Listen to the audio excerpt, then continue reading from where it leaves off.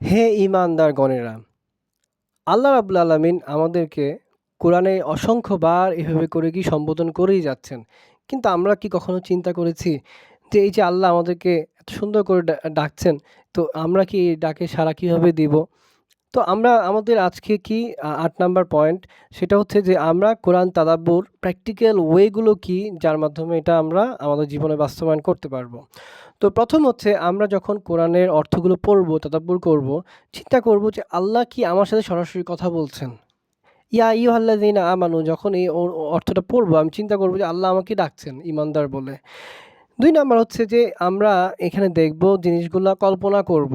কোরআনের যে এই যে ঘটনাগুলো, যে বিভিন্ন নবীদের ঘ গ গ ঘটনা আল্লাহ বলেছেন বা জান্নাতের বর্ণনা দিয়েছেন, এগুলো সবগুলো কি আমরা কল্পনা করার চেষ্টা করব।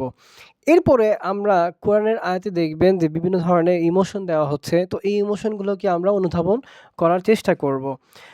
এরপরে আমরা দেখব যে কোরআনের আয়াতের সাথে আমরা ইন্টারেক্ট করব। যেখানে কোনো আল্লাহ রাব্বুল আলামিন সুসংবাদ দিবেন, আমরা এই সুসংবাদের প্রতি আগ্রহান্বিত হব, আল্লাহর কাছে চাইবো। হ্যাঁ? আর যেখানে আল্লাহ কোনো একটা শাস্তির কথা বলেছেন, ওখানে কি আল্লাহর কাছ থেকে আমরা আশ্রয় চাইবো। এরপর হচ্ছে কোরআনকে নিজের জীবনে কি করা? জীবন ধারণ করা। কিভাবে? আমি যখন খাবার খাবো তখন চিন্তা করব যে আল্লাহ এই খাবারের ব্যাপারে কোরআনে কোন আয়াতে বলেছেন।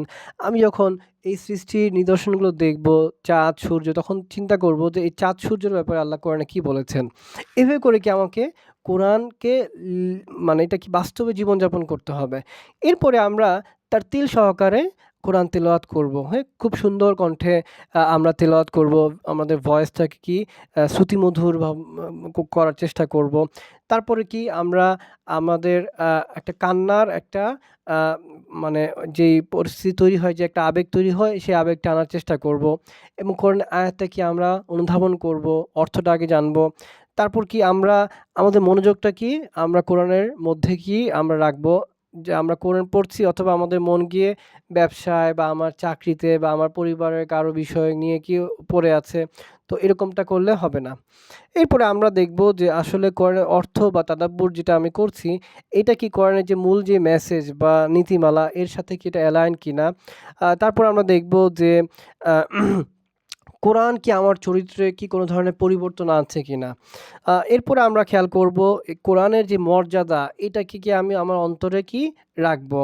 এরপরে আমরা এটা অনেকে মিলে কি একসাথে বসে এই কোরআন নিয়ে তাদাব্বুর বা গবেষণা করতে পারি এবং আমরা কোনো ধরনের ডিস্ট্রাকশন রাখবো না। এমন জায়গায় আমরা কোরআন তাদাব্বুর করব যেখানে কোনো শব্দ বা ডিস্টার্বেন্স নাই।